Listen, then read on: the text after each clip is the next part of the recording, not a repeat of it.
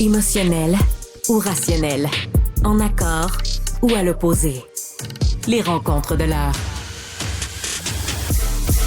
Il y a eu entente finalement entre Québec et la Fédération des médecins omnipraticiens concernant le fameux GAP, le guichet d'accès à la première ligne. Salut Emmanuel. Bonjour. On connaît pas le contenu de l'entente, hein? Non, puis c'est drôle parce qu'on a beaucoup, tu sais, il y a eu beaucoup de commentaires qui ont été faits sur le fait que le gouvernement Legault appelle la Fédération des médecins omnipraticiens du Québec le syndicat des médecins de famille, mais Ah, puis il insiste, il pèse sur il le insiste, hein? syndicat. Mais finalement, on traite cette entente comme une entente de principe avec un syndicat. Donc, on ne donne pas les détails avant que les membres aient été informés et se soient prononcés. Et ça va avoir lieu aujourd'hui à midi, là, nous disait hier en entrevue au bilan le président de la FMOQ, Dr Marc-André Ammiot. Mais je vais t'avouer que je suis tombée en bas de ma chaise hier. C'est rare que quand on est en train d'animer une émission, tu sais, t'as comme une réaction qui vient de ton fond, là, tu sais, carrément spontanée. Il t'a fait réagir. Première question qui se pose, Qu'est-ce qu'il a dit? Alors, est-ce qu'on va commencer à... Tu sais, les gens vont avoir accès aux 20 000 rendez-vous par semaine à partir de la semaine prochaine? Et la réponse que le docteur Ammiot m'a donnée, c'est ça va prendre des mois avant Emmanuel, de revenir au je te comprends, j'ai eu la même réaction quand je l'ai entendu. Oui, j'ai dit, quoi? Des mois? Comment ça, des mois? Ça a pris une fraction de seconde pour passer d'à peu près 15-16 000 rendez-vous au GAP à une poignée. Puis là, ça va prendre des mois pour les remettre. Êtes-vous sérieux? Oui, parce que ça a l'air qu'en 3 semaines, il y a des médecins qui ont pris leur retraite. Ah oui? Ça a l'air que le fait que quelques omnipraticiens de l'Ontario qui viennent plus prêter main forte en Outaouais, ça suffit, ça. Tu sais, à faire un trou béant dans le GAP, là. De milliers de rendez-vous. Gros, là, comme un cratère, là. Alors, on les a, les chiffres. 18 000 le 18 mai, 2 556 le 29 juin. Des grenailles, là. Oui, alors moi, je m'attendais que, peut-être pas la semaine prochaine, mais qu'au moins à partir du, mettons, 29 juin, tu sais, qu'on remonte à 15 000, 12, 14, là. C'est vrai qu'il y a les vacances d'été, mais ça n'a même pas été évoqué dans les raisons par le docteur Ammiot. On est tous dans des logiques de mise en place, de protocoles, de fonctionnement. Puis j'ai trouvé ça tellement symptomatique de toute la dysfonction de notre réseau de la santé. Alors finalement, ce qu'on se rend compte, c'est que c'est comme si les médecins omnipraticiens, sous la directive de leur fédération, il faut le dire, ont fait la grève pendant 3 semaines. Puis là, le protocole de retrait, ben, il est compliqué. Fait que ça va prendre des mois. Peut-être qu'à l'automne, on va avoir retrouvé un rythme de croisière. Alors que, moi, ce qui me surprend, c'est que l'attitude très revendicatrice de la FMOQ, objectivement, dans mon esprit, nuit à la réputation des médecins de famille, qui jouent un rôle absolument crucial. Puis c'est comme si on avait un syndicat qui protège les privilèges de quelques-uns au détriment de la force de l'ensemble, tu sais. Et quelle occasion ratée finalement que de ne pas dire, écoutez, ça va prendre 1 semaine ou 2 parce que les rendez-vous puis les horaires sont déjà faits, mais tous les médecins vont mettre l'épaule à la roue pour reprendre un rythme de croisière le plus rapidement possible. Ça aurait été bien reçu, ça, dans l'opinion publique, Emmanuel, hein? Ben, ça m'a halluciné que ça ne soit pas le cœur du message de la FMOQ auprès des patients du Québec. Et donc, on en revient avec cette impression profonde que la FMOQ, puis dans le fond, c'est vrai, c'est une fédération de médecins, sert à protéger les intérêts des médecins plutôt qu'à contribuer à l'avancement et au bon fond du régime de soins de santé qui est quand même assez écorché. Mais là, Emmanuel, c'est une entente passerelle.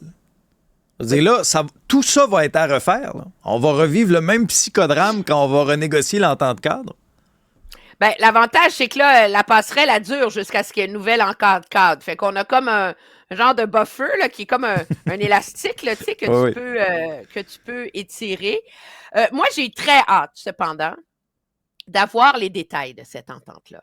Parce que dans mon esprit, c'est vrai que M. Dubé a accusé les médecins de famille de prendre les patients en otage. La FMOQ accuse le gouvernement d'avoir pris les patients en otage en ne créant pas des conditions qui permettraient cette passerelle, le temps qu'on négocie. Fait qu'il y a comme eu un trou de 3 semaines. Dans mon esprit, la réalité, c'est que ça fait des années, des décennies, que les gouvernements du Québec veulent revoir la rémunération des médecins pour arrêter de fonctionner avec des primes. Tu sais, on avait beaucoup parlé de la prime à la jaquette. Là, on a la prime à Pour l'orphelin. les C'est pas mieux, spécialistes. là. Tu sais? Et donc, objectivement, le gouvernement veut mettre un élément de capitation là-dedans, donc que les médecins soient payés pour la prise en charge d'un patient. Tu sais? Donc, il y a comme, c'est pas un salaire, mais c'est une forme qu'on soit pas seulement payé à l'acte. Il y a eu beaucoup de résistance à ça. Et donc, cette négociation sur la passerelle, entre guillemets, c'était comme un premier test de la capacité du gouvernement et de sa volonté de prendre la pression. Parce que c'est la première fois qu'on se retrouve dans un contexte, depuis des années, où le gouvernement tient son bout et assume qu'il y a un bris de service auprès des patients québécois pour réussir à gagner sa négo. Alors là, ça, c'était un signal qui, tactiquement, était hyper intéressant parce que les gouvernements cèdent toujours par crainte qu'il y ait une forme de bris de service. Je pense que c'est la raison pour laquelle le gouvernement et le ministre Dubé ont maintenu la ligne dure sur cette histoire de passerelle, de gap et tout le reste. Et donc, c'est comme un test pour la négo plus grosse qui s'en vient. Puis ce qu'il y a de surprenant là-dedans, c'est que dans mon esprit, la FMOQ a dilapidé énormément de crédibilité et de capital de sympathie auprès du public dans son discours actuel. Et ça, elle n'aura pas le temps de recréer ce capital-là quand la grosse négo va s'en venir. Et ça, dans mon esprit, il y a une erreur de calcul assez sérieux de la part du docteur Marc-André Ammiot dans ses relations publiques. Ça, c'est clair, parce que la perception, la bataille de l'opinion publique, ça joue gros, c'est important. Souviens-toi de l'histoire de la mise en demeure, là. Après ça, bon, l'histoire du gap. Tu sais, moi, je vais être le premier à aller au front puis à défendre. Tu sais, quand on dit, là, il faut revaloriser la médecine de famille, entièrement d'accord. Il faut que les médecins arrêtent de remplir 1001 formulaires. Ça alourdit leur pratique. Entièrement d'accord. Je vais être le premier à décrier ça. Les patients qui se présentent pas à leur rendez-vous et qui font perdre leur temps aux autres, entièrement d'accord. Mais c'est que dans l'esprit... Hein? Moi, je les facturerais, ces patients-là. Ah oui, moi aussi, je les facturerais. Mais des fois, tu sais, bon, je comprends que ça peut être délicat. Mais l'opinion publique... Si tu te pointes pas chez le dentiste, là, puis que tu n'as pas donné 24 heures d'avis, là, ah oui, bien sûr. Ou que tu n'as pas une bonne raison, tu sais, genre, ma fille est malade, elle a vomi toute la nuit, ah oui. je peux là, pas me pointer ce matin. On veut pas que tu... Tu sais, là, le dentiste, il va te dire, c'est grave, mais si tu ne te pointes pas, le dentiste, le psychologue, l'orthophoniste, le travailleur social, l'orthopédagogue, l'audiologiste, ils vont te facturer. Non, puis ils font bien. Ils font bien. Parlant de gros sous, Emmanuel, le troisième lien, finalement, là, c'est une question de sécurité économique. Là, c'était drôle, c'était pas dans les gros rapports, les gros cartables de Mme Guilbeault, là, quand elle a tiré à la plug là, sur le projet de troisième lien il y a un an. Mais là, là, c'est bien important. On va de l'avant aussi avec la première phase du tramway. Est-ce que le gouvernement n'a pas un déficit de crédibilité sur ces questions-là? Énorme. OK? Pour toutes les raisons qu'on a évoquées sans cesse, puis on ne va pas refaire l'exégèse de tout ça. Avant de plonger dans le test, moi, je retiens 2 éléments centraux. Le premier, c'est qu'il faut le répéter, là, la CDPQ n'a pas affirmé qu'il y avait un risque économique. La CDPQ a dit que les intervenants rencontrés évoquent un risque économique, que d'évaluer s'il y a un risque économique, c'est hors de son mandat, mais que c'est quelque chose que le gouvernement pourrait examiner. Alors, le gouvernement ne s'est pas donné la peine d'examiner, il a sauté aux conclusions pour s'accrocher à un argument, pour ressusciter son projet, qui objectivement est une décision politique. Les gens de Chaudière-Appalaches veulent un troisième lien. Le gouvernement leur a promis un troisième lien. Quand ils l'ont enlevé, ils ont été punis avec raison. Et là, le gouvernement dit, on a été élus sur la promesse d'un troisième lien, vous allez en avoir un. Moi, je pense, puis on peut critiquer ça ou pas, mais objectivement, c'est ça la réalité. Ce qui me mystifie, c'est que tout le but du rapport en ce qui concerne le tramway de la CDPQ, c'est de dire il faut arrêter de faire des projets à la pièce. OK? C'est pas un tramway, c'est pas une ligne de métro, c'est pas un truc. Il faut avoir des projets d'ensemble. Et le projet d'ensemble, c'est pas le tramway. Le projet d'ensemble, c'est ce qu'eux ont baptisé le cité. C'est l'épine dorsale d'un tramway avec des lignes d'autobus, des SRB et etc. qui se déploient en 3 phases. Et là, le gouvernement, hier, dit, nous, on endosse le tramway, le reste, on va y passer. Je trouve ça, c'est comme si on a un autre exemple de comment le gouvernement prend ce qui lui plaît dans le rapport de la Caisse de dépôt, puis ignore le reste. Je conçois que le gouvernement ne va pas s'attacher à tous les détails du trajet proposé pour les autobus puis les SRB à ce que la Caisse de dépôt, puis qui dit, écoutez, il faut quand même qu'on prenne le temps de parler au maire puis de s'assurer que tout le monde est d'accord. Mais le gouvernement n'a pas dit, on embarque dans le projet cité, on va commencer par le tramway et on va préciser les autres phases après. Ils ont donné l'aval au tramway. Et ça, c'est assez surprenant parce qu'il y avait une belle opportunité là-dedans pour le gouvernement de changer son message puis de dire c'est le fruit du travail et de ce qu'on a appris depuis qu'on est au pouvoir. C'est le but de cette agence sur la mobilité et les infrastructures qu'on veut créer.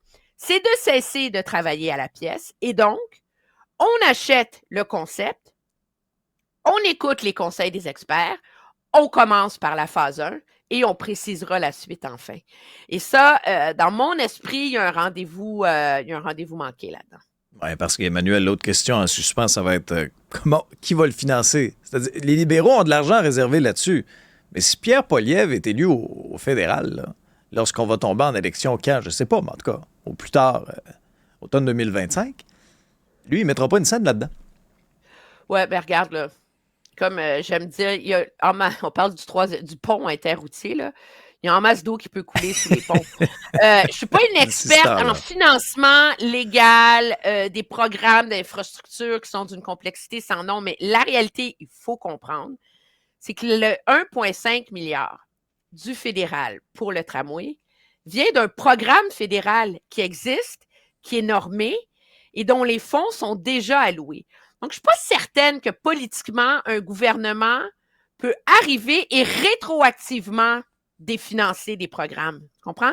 Tu peux dire, je ne finance plus le programme d'infrastructure dans les années à venir. Mais objectivement, le tramway, il vient d'un programme d'infrastructure qui est terminé. Puis qui va être remplacé par un autre. Alors, je ne suis pas sûre que Pierre Poilievre, il peut vraiment pas financer le tramway. Je pense que là-dedans, c'est de la démagogie. T'sais, c'est un vaudeville. Là, les libéraux sont pro-transport en commun. Poilievre est contre la guerre aux autos. T'sais, on n'a même pas la gouvernance du tramway. On ne sait même pas objectivement exactement combien il va coûter parce que la CDPQ Infra nous dit bien que c'est un estimé basé sur des paramètres, là, mais on n'a pas fait les plans, l'ingénierie et tout le reste. Là. Moi, je pense que Pierre Poilievre, c'est un signal politique qu'il a voulu envoyer pour consolider son électorat dans la région de Québec qui est très anti-tramway. Il y a un risque là-dedans, cependant, c'est que comme la majorité des électeurs au Québec sont méfiants de Pierre Poilievre, on s'entend que si tu habites à Berthier, à Trois-Rivières, ou dans la banlieue de Montréal, le tramway puis le troisième lien, là, tu t'en fous pas mal. C'est pas ça qui va déterminer ton vote. Mais le signal Pierre Poilievre anti-transport en commun, ça peut influencer ton vote. Et donc, je me questionne sur l'effet secondaire de cette déclaration de Pierre Poilievre sur l'ensemble de l'électorat au Québec. Merci beaucoup, Emmanuel. C'est notre dernière?